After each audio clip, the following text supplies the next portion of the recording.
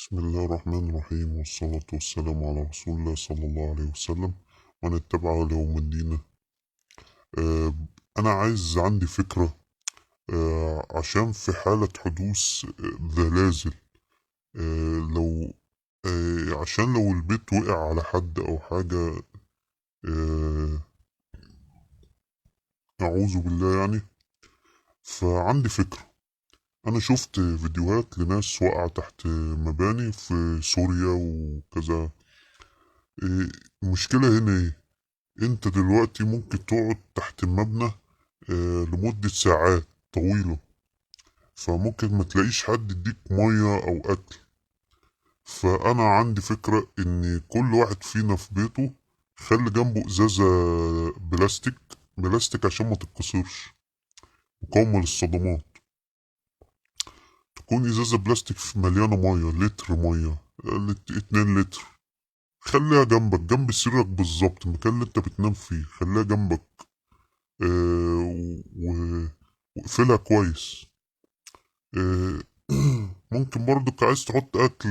زي احنا كده نرجع لأيام الفراعنة، كانوا بعد ما يموت الواحد بيحطوله في القبر جنبه أكل وشرب وكده. فهل ممكن نعمل الفكرة دي؟ هتحط حتى جنبك رغيف عيش فاضي، شوية بلح، آه، إزازة مية. ليه؟ لأن لو حصل أعوذ بالله يعني واحد بيت وقع عليه، بيقعد مدة طويلة تحت السقف. ما تخافوش، السقف إن شاء الله يعني يحميكوا.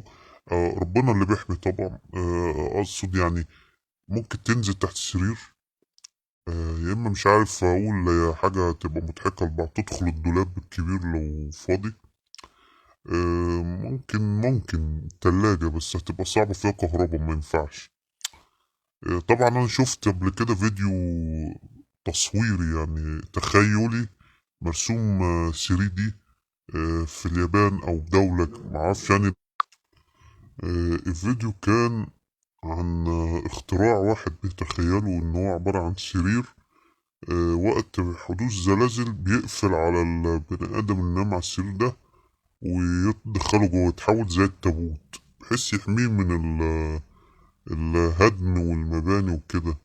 عشان لما يجوا عمال الانقاذ او يطلعوا الصناديق دي جواها بني آدم سليم. فلو في دولة تقدر تنفذ الاختراع ده أو شركة خاصة تقدر تجرب الاختراع دوت، يبقى فكرة كويسة. دي فكرة من الأفكار اللي جات لي، قلت أقولها للناس. واحمي نفسك، وربنا يستر على الجميع يا رب. وربنا يرحم موت ضحايا أو شهداء سوريا وفي تركيا. ورب استرها معانا يا رب. وارجعوا إلى الله لكي ربنا يحمينا من الكوارث دي يا رب. السلام عليكم ورحمة الله وبركاته.